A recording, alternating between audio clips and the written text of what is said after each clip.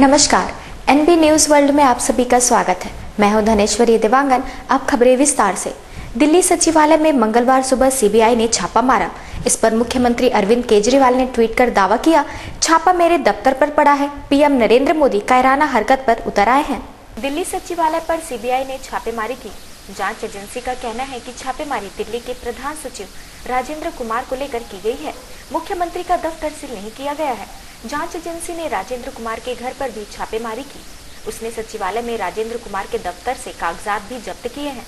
छापेमारी की कार्यवाही के सचिवालय में किसी भी अधिकारी कर्मचारियों को अंदर और बाहर आने की इजाजत नहीं दी गई। जांच एजेंसी का कहना है कि दिल्ली डायलॉग के पूर्व सचिव आशीष कुमार ने राजेंद्र कुमार के खिलाफ शिकायत की थी, जिस पर उसने एक्शन लिया है। उल्लेखनीय है कि राजेंद्र कुमार पर पद पर रहते हुए कई कंपनियां बनाकर सरकार से फायदा लेने का आरोप है। इससे पहले मुख्यमंत्री अरविंद केजरीवाल ने खुद ट्वीट कर छापेमारी की जानकारी दी। उन्होंने अपने ट्वीट में इस कार्यवाही पर प्रधानमंत्री नरेंद्र मोदी पर निशाना साधते हुए कहा कि जब मोदी मुझसे राजनीतिक लड़ाई नहीं लड़ पाए तो इस तरह की कायरता पर उतरे। केजरीवाल का कहना है कि सीबीआई ने छापेमारी में उनका दफ्तर भी सील किया है और उनकी फाइलें भी जांची जा रही है। सीबीआई की इस कार्यवाही की खबर मिलने के बाद सीएम केजरीवाल अपने दफ्तर के लिए रवाना हो गए।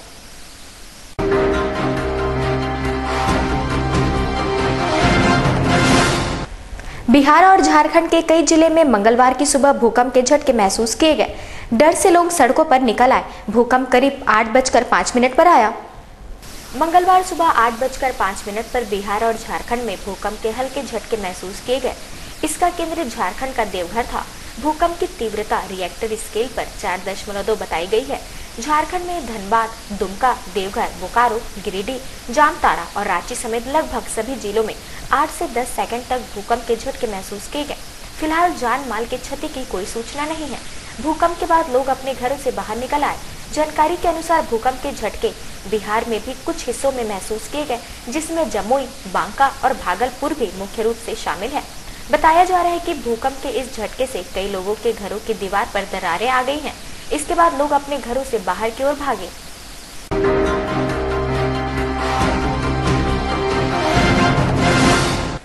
अमेरिका के राष्ट्रपति बराक ओबामा ने कहा कि अमेरिकी सेना सीरिया और इराक में सक्रिय चरमपंथी संगठन इस्लामिक स्टेट पर अब तक के सबसे तेज हमले कर रही है।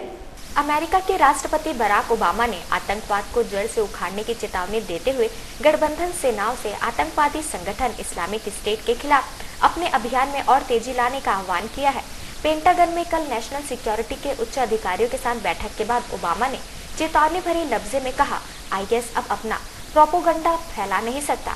हमने उसके जड़ से खात्मे के लिए अपने हमलों में तेजी ला दी है और आतंकवादी कहीं भी छिप नहीं सकते। अमेरिकी राष्ट्रपति ने कहा कि गठबंधन सेनाओं ने आईएस के ठिकानों में पिछले कुछ महीनों की तुलना में नवंबर में कहीं ज्यादा हमले किए हैं और उनको जड़ से उखाड़ फेंकने के लिए इसमें और तेजी लाने की जरूरत है।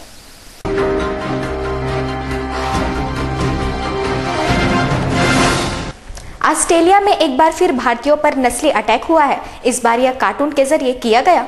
ऑस्ट्रेलिया के प्रमुख अखबार द ऑस्ट्रेलियन में एक कार्टून प्रकाशित हुआ है, जिसमें सरेआम भारतीयों का मजाक उड़ाया गया है। प्रकाशित कार्टून में भारतीयों को भूखा और सोलर पैनल खाते हुए दिखाया गया है। मजाक बने इस कार्टून पर कई लोगों ने निंदा करते हुए इसे नस्लवादी बताया है। यह कार्टून पेरिस जलवायु सम्मेलन की प्रतिक्रिया में रूपक मॉडक के द ऑस्ट्रेलियन में प्रकाशित हुआ।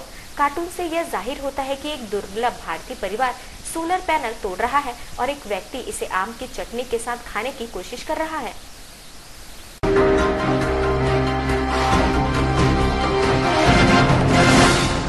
प्रधानमंत्री नरेंद्र मोदी ने मंगलवार को भारत के लौह पुरुष सरदार वल्लभ भाई पटेल को उनकी पुण्यतिथि पर श्रद्धांजलि अर्पित की। प्रधानमंत्री नरेंद्र मोदी ने ट्विटर पर लिखा, सरदार वल्लभ भाई पटेल को उनकी पुण्यतिथि पर नमन करता हूँ। हम उनकी अनुकरणीय सेवा को याद करते हैं और उनके एकता व एकीकरण के संदेश से प्रेरित हैं। सरदार पटेल ने देश के स्वतंत्रता संग्राम में अहम भूमिका निभाई और उसके बाद देश के एकीकरण का एक संयुक्त व स्वतंत्र देश के रूप में मार्गदर्शन किया। उनका जन्म 31 अक्टूबर 1875 को गुजरात के नडियाद नगर में हुआ। 15 दिसंबर 1950 को वह दुनिया से चले गए।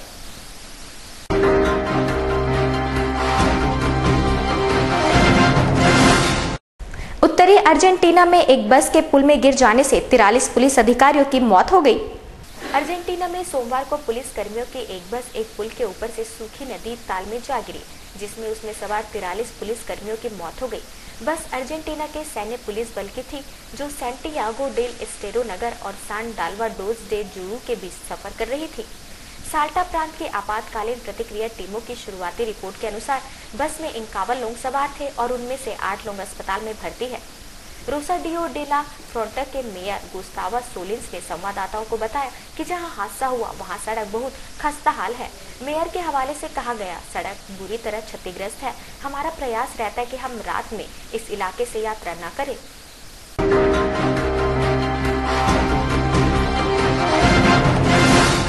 मध्य प्रदेश के होशंगाबाद जिले में बारातियों से भरी बस मंगलवार को अनियंत्रित होकर पुलिया से नीचे नाले में जा गिरी, जिसमें उसमें सवार 15 लोगों की मौत हो गई। मध्य प्रदेश के होशंगाबाद जिले में मंगलवार सुबह एक सड़क हादसे में 15 लोगों की मौत हो गई और 35 लोग घायल हो गए। जिले के सोहागपुर थाना क्षेत्र में पिपरिया मार्ग पर मंगलवार को बारात ले जा रही एक बस के पलट जाने से उसमें सवार 15 यात्रियों की मौत हो गई और 35 से अधिक यात्री घायल हो गए। अतिरिक्त पुलिस अधीक्षक शशांक गर्ग ने बताया कि होशंगाबाद से लगभग 50 किलोमीटर दूर एक खतरनाक मोड़ पर बस पलटने से यह हादसा हुआ। चालक राजेश बस पर नियंत्रण नहीं रख पाया और तेज गति से जा रही बस पलट गई। इस वजह से 7 महिला, 7 पुरुष और एक बच्चे की मौत हो गई।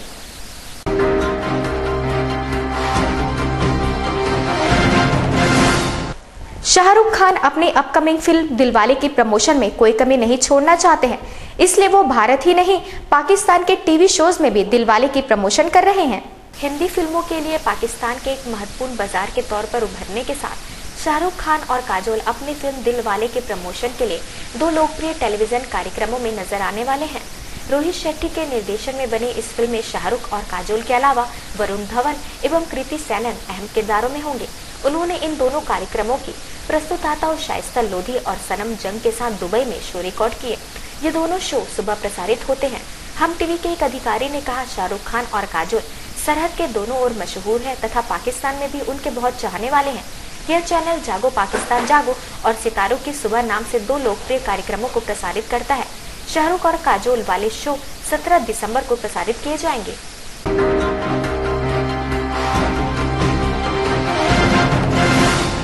पूर्व भारतीय क्रिकेट खिलाड़ी अरुण लाल ने सोमवार को कहा कि भारत और पाकिस्तान के बीच द्विपक्षीय क्रिकेट श्रृंखला दोनों के बीच संबंधों को मजबूती प्रदान करने में मददगार साबित हो सकती है।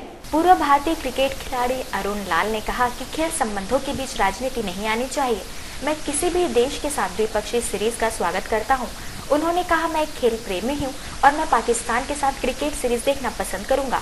आप किसी देश के साथ अपने संबंधों को तभी मजबूती प्रदान कर सकते हैं जब उस देश के साथ आपके खेल संबंध भी अच्छे हो और दोनों देशों के आवाम के बीच भी संबंध बेहतर हो। भारतीय क्रिकेट कंट्रोल बोर्ड ने अब तक पाकिस्तान के साथ प्रस्तावित द्विपक्षीय सीरीज के लिए किसी तरह का सकारात्मक कदम नहीं बढ़ाया है, लेकिन अरुण को भरोसा है कि जल्द ही दोनों देशों के बीच यह प्रस्तावित द्विपक्षीय सीरीज होगी। उन्होंने कहा, अगर यह सीरीज इस समय न भी हो सकी तो आने वाले समय में इसके होने की पूरी संभावना है।